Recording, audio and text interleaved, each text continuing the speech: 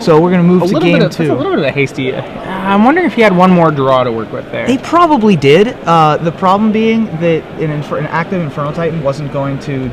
Sure. He wasn't going to be able to beat an active Inferno Titan even if he drew Zealous Conscripts. Well, the problem was that he'd have to kill the active Inferno Titan. He'd have to hold up all his mana to Wolf Run on defense. But with double Huntmaster, you don't want to just say go. Yeah. I think Evan was going to flip the Huntmasters for Hetrick there, and at that point he really can't win the match. Of the game. So out of the sideboard for Evan, I imagine we're going to bring in these extra Wolfer Silver Hearts. How many extra does he have? 2. Definitely. Both players will try to go as big as possible. He also has Bonfire of the Damned in the sideboard. Those will almost certainly come in. So he has a couple other interesting options, like Zealous Conscripts, another one, which is a possibility, although, I mean, he saw the Inferno Titan. It's possible that he could put Michael on a 7-drop. It's unlikely, but... Rugpod typically does not have a 7-drop. He already has 1 conscripts in the main to pod for. I'm not sure that the extra ones are typically for the ramp style matchups. I wouldn't imagine he doesn't bring in the extra ones. It's nice to just naturally draw one too. Right. And he also has 3 Sword of War in Peace. It's possible that the equipment would do something in this matchup. It would be much better if they were Feast and Famines in this particular matchup. Right. Or actually, Body and Mind in this. Well, sure, Body and Mind would be the best one ever if it didn't put 10 cards in your opponent's graveyard. Right. That's just the worst possible thing you can do in Standard. But I think that those are it's probably the Bonfires and the Silver Hearts coming in and just trying to get big, taking out the 3 Thalias and maybe a Borderland Ranger. Sure, Borderland Ranger is really not a very relevant body in this matchup, which kind of makes it more like a land grant card. Yeah. It's a good thing to chain up with still if you have a pod, but you probably want more value on your creatures. On Hetrick's side, he does have, I think for sure he has 1 Stinger Fling Spider, which will almost certainly get boarded into. He also has a Hound of Gristlebrand in his sideboard. Wow. For a reminder of you, that's the 2/2 red double strike creature with Undying. I would actually imagine that we'll see that come in. Yes, especially in a matchup where he knows that Evan doesn't have much or any elimination. Right. That card is very good at combat, and this matchup is about creatures that win in combat. And also he can live the dream of potting the Hound of Gristlebrand, making it undie, and going and getting a Wolfer Silverheart to deal 100 million damage. So he also has 3 Arc Trails and a Consecrated Sphinx. The Arc Trails would certainly come in. Arc Trails certainly come in. You can really, like I said, the ability to early on KO your opponent out of the game is very, very powerful. An interesting part in Hetrick's sideboard, I don't think he'll be doing this in this matchup. But I was talking to him earlier, against lots of the control decks, he's been boarding out all his Huntmaster of the Fells in favor. He has 3 Hell Riders in the sideboard, and that's a plan which he's been going at a lot this weekend.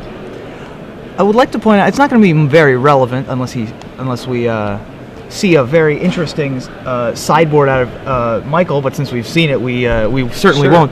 Evan has 4 Cavern of Souls in his deck, which is very interesting considering the varied creature types: bird, human, spirit. What else we got here? Angel, wolf. So we've got quite a few different. It's pretty much just a mana fixer at that point. A lot of the cards in Evan's deck don't cost double mana symbols. So for those of you who played a lot of Cube or something, you can probably remember the card like Tendo Ice Bridge, which is like a very fun, for those who don't know, it taps for colorless, it comes into play with 1 counter, so you get 1 shot at any color mana. After that, it's colorless. Right. It's a vivid land that comes into play untapped with 1 counter. With 1 counter. So Evan, I think, in a lot of ways, is using Cavern of Souls like you would use a Tendo Ice Bridge. Yeah. And we was like, okay, well, I have this, I have this wolf in my hand. I need a green, and he'll just cast it naming wolf. Right, and occasionally he'll play it on human for Blade Splicer, Huntmaster, Restoration, or not Restoration, Zealous Conscripts. Yeah, he may get a second shot out of it. But I don't think the expectation when you're playing that is that you'll get 1 shot, and that's probably fine. Evan has 7 colorless lands in his deck. He has 4 caverns and the 3 one-ofs. Sure. We all with the birds he has and everything else being a dual land, the color commitments of his deck actually aren't that straining. So you can probably get away with that. Agreed.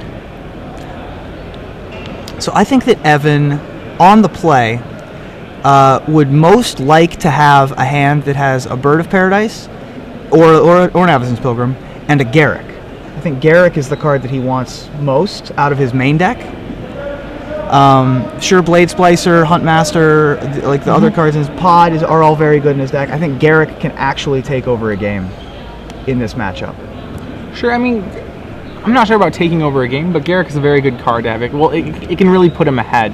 Yeah. A flipped Garrick can take over the game. Still, even in a matchup, like, flipping Garrick is really ambitious. He's very hard to flip. If I were to say a card that I would think Evan's really going to try to bank on here, I would go with Bonfire of the Damned. After the board, that, as we saw in that last game, we made the comment at one point, if Hetrick had drawn his one main deck Bonfire, that would have basically ended the game. Even in your hand, as opposed to miracling it. I mean, miracling it obviously is the best situation, but... so do you think Evan would want a copy of Bonfire in his opener? I would take it, for sure. It's an Arc Trail in your opener, and it's so much better when it's not in your opener. There's a Garrick. 1 land, it looks like. Nope, 2 lands. I see a Razor Verge Thicket. If there's a mana creature in here, I can't imagine him sending it back. But watch out, Hetrick does have the Arc Trail. Does not have a mana creature, though. Michael does, it seems.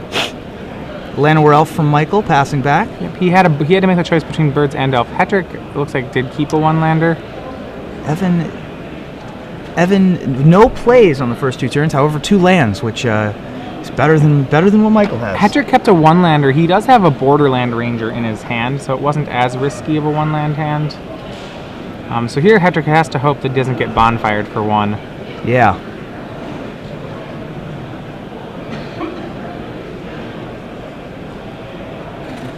Which it looks like he's not going to just Blade Splicer. So which is pretty lucky for Michael.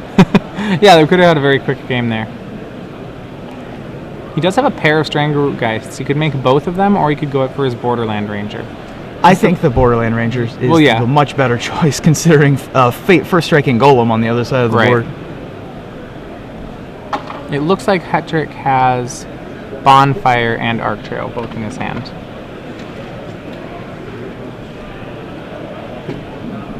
There's the Borderland Ranger from Michael. Borderland Ranger is a classic.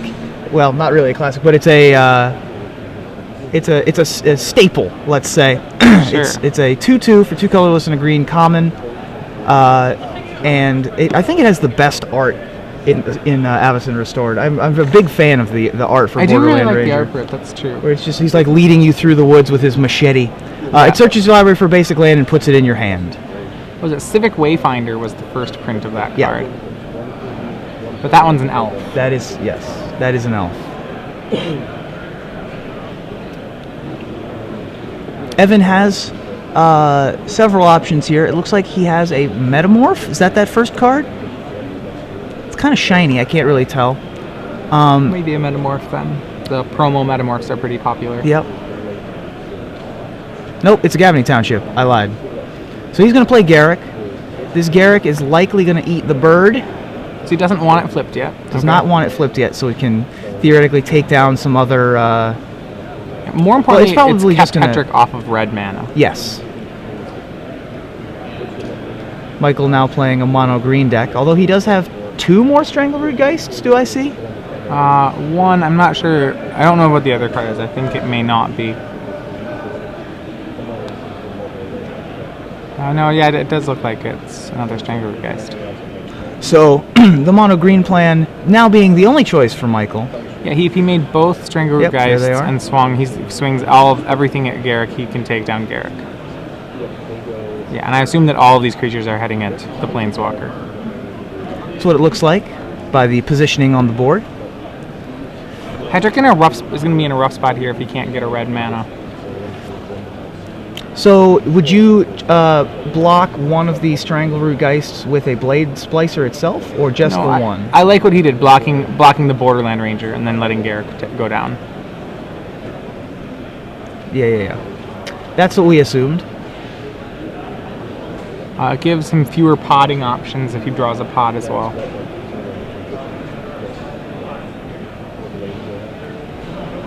Alright, so Evan... really, with the Gavany Township in play, just has to survive. So kind of what I was saying before, if Hetrick doesn't get the red mana source, I can't see Evan really having too much trouble with this game. It looks like Michael has the Inferno Titan in hand again, also. Yep. Huntmaster here, and then if he just can get another land, next turn he'll activate Township and flip Huntmaster, and that'll probably put him far enough ahead. Yeah, both players, not really, well, Michael needs a land. Evan does not quote-unquote need a land, but if Michael does not get a land here, he's not playing a spell this turn. It's a land, yeah. He's going to flip the Huntmaster for Evan, which this is pretty bad news for Hetrick. Huntmaster is going to take down a Llanowar Elf, keeping him off the mana. So even if Michael gets a red mana, he will not be able to cast a 6. Hetrick drops 6. 18 off the Huntmaster trigger. And yeah, he's... That Garruk killing the birds there was... I mean, one of the plays here is Hetrick's got to be thinking, was it correct to borderland up the second forest? It did let him kill the Garruk that turn, whereas the other play would not have. So that was pretty important. At the same time, I think his lack of red mana is becoming the story of this game. Absolutely. Especially because the single red gave him access to Arc Trail. My guess is that he wanted a mountain there. Evan plays a Borderland Ranger of his own. He has a Bird of Paradise in his hand. I imagine that's going to... Yep, there it is. Oh, he's also going to play an Avacyn's Pilgrim. This is going to re-flip the Huntmaster. Yep. He's playing the extra spell because he doesn't really... At this point, he just wants fodder out there for what's going to be a Gavany Township activation to flip next turn. And then Michael, if he doesn't draw a land here... I imagine we'll see... we're going to see a concession out from Michael Hetrick. Concession there. Evan with an overwhelming board state and Michael with not anything to do. We'll send both players back to the sideboards for game 3. So not much of many of the sideboard cards showing their face there. Yeah, we've yet to see a bonfire of any sort. Yeah, well, there was one in Hetrick's hand, but he stranded it with his Borderland Ranger play. Right. One of the dangers to fall into is Strangleroot Geist is one of the most powerful cards in this deck. It's one of the best reasons to play pod-based decks, but actually is not one of the stronger cards in the mirror.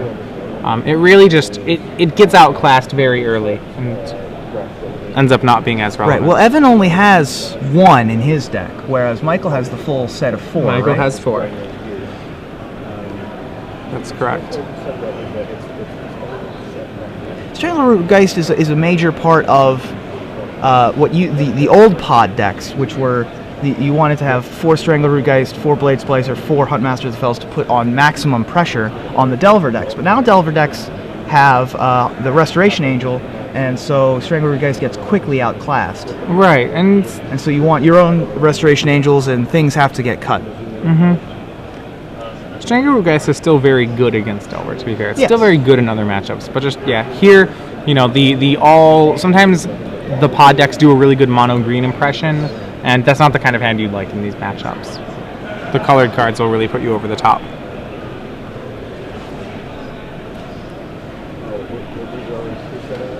Remember, both these players at X and 1, we're probably looking at, so within the kind of numbers we have here, an off-the-cuff guess is that players will need to get to a record of 12 wins, 3 losses, and 1 draw or better. Most of those records should probably be good enough for a top 8 finish. I believe that X3-1 was similar to the last Invitational. Right. I would imagine that every X3-1 should be able to be in top 8, and possibly an X4 or 2. So both these players at X1, meaning that they're hoping to finish today with 5 wins out of the 8 rounds.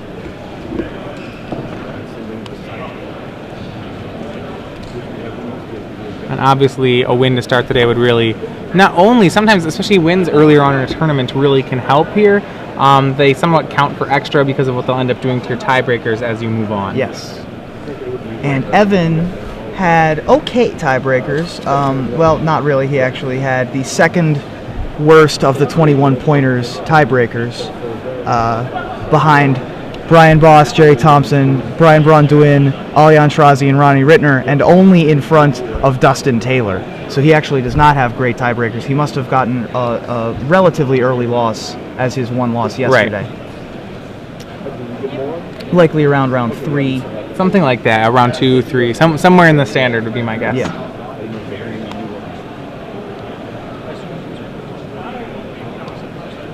This is Michael Hetrick's second round in a row on camera. As we saw, he and Shaheen Sarani battled in Legacy as our 2 undefeated players yesterday in round 8.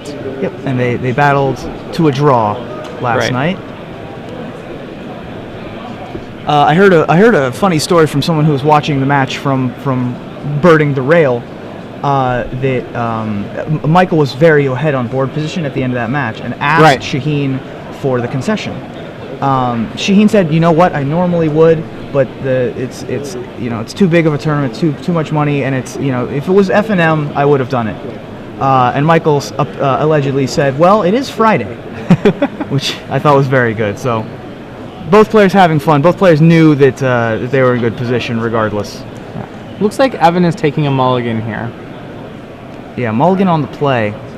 He's on the draw. Or I'm sorry, on the draw. My fault. Michael kept his 7.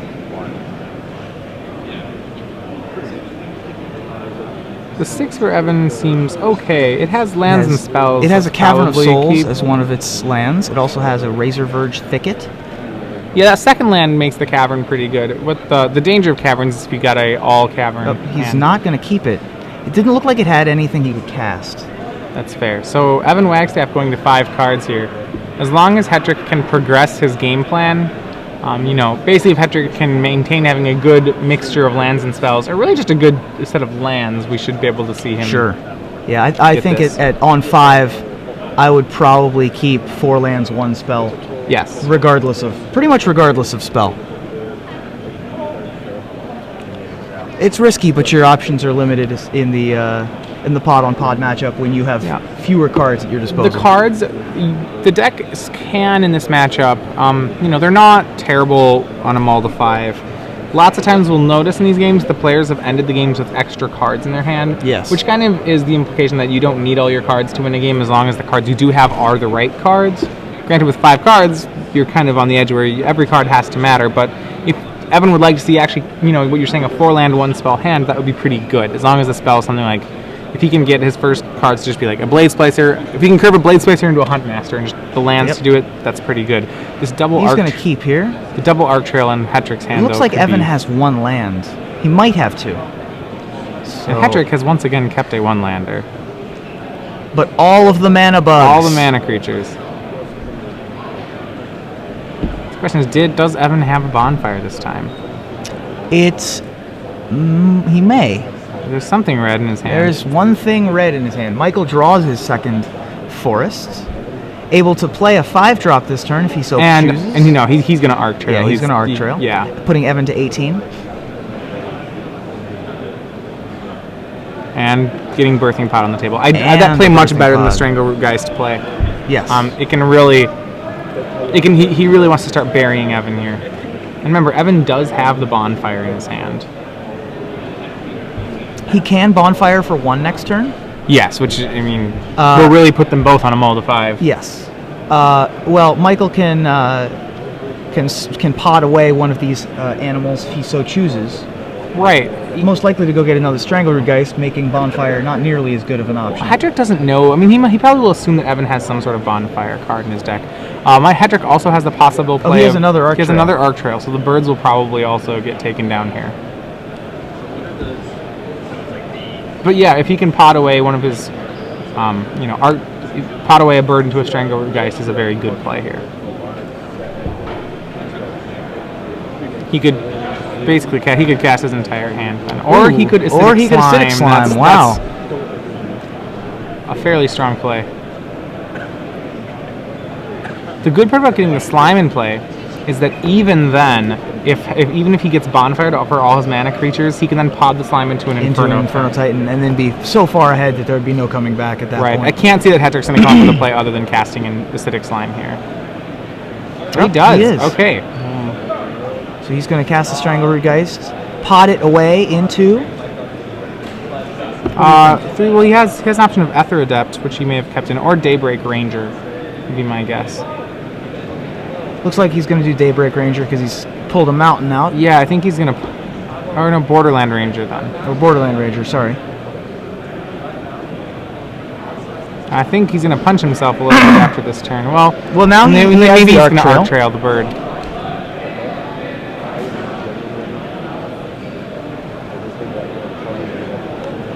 Evan down to 16, and then down to 13 from the Strangleroot attack. Yep. Now, if Evan is able to top deck a Untapped red mana, has to be an untapped. untapped red. His untapped red sources are 1 Mountain, 4 Copperline Gorge, and 1 Rootbound Crag. Cavern of Souls doesn't count here. Looks like it was a mountain. So he does have it. Oh, he's got to go for it then. Well, the problem is that the active pod is still far too much. Yeah. It still seems like the best option. Definitely. Bonfire of the Damned takes out mana creatures, leaving Michael with just a 3/2 and a 2/2 and a Birthing Pod. Hetrick will drop to 17 off that. Yep. So the Acidic Slime kind of stranded now in Michael's hand. As is the other Adept that he top decked. Michael's still ahead on board. And he has things to do because he does still have the Birthing Pod, so he can turn this Borderland Ranger into a Huntmaster of the Fells. Yeah, which I think that's the play we'll see. Drops Evan to 8. Yep.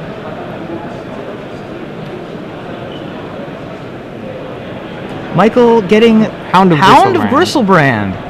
Once again, Hound of Gristlebrand, a mythic rare from Avacyn. It is just a regular? Just a regular rare. Man, that card's so good. Anyway, it's just a regular rare, apparently.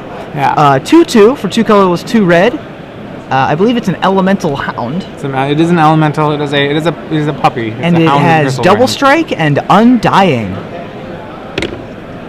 There he is. Man, just a regular rare. Yeah, I don't know. If you draft enough, you get to see this guy a lot more often than a mythic rare, and he's very hard to kill. There's Pillar of Flame in the set, and that's about it. That's right. There's Pillar Flame. That's about it. So only a measly little Avacyn's Pilgrim from Evan. Hetrick draws a Huntmaster of the Fells. Still does not have the 4th mana. So what's likely going to happen here is attacks are going to come in, putting Evan to 1. Yeah, putting Evan. Well, let's see. Or he can pod away. What his other option is, he can pod his own Hound of Gristlebrand into a Zealous Conscripts, giving his Undying Hound of Gristlebrand haste. Nice. And then swinging the team, which will actually then kill spell the Avacyn's Pilgrim if he does that. That seems like a much better option. It looks like, I think Hetrick's going for that. Wolfer Silverheart, another option. Yep. But he probably would have attacked first had he done that. Yep. It's the Zealous Conscripts. Conscripts will coming give in. Hound haste.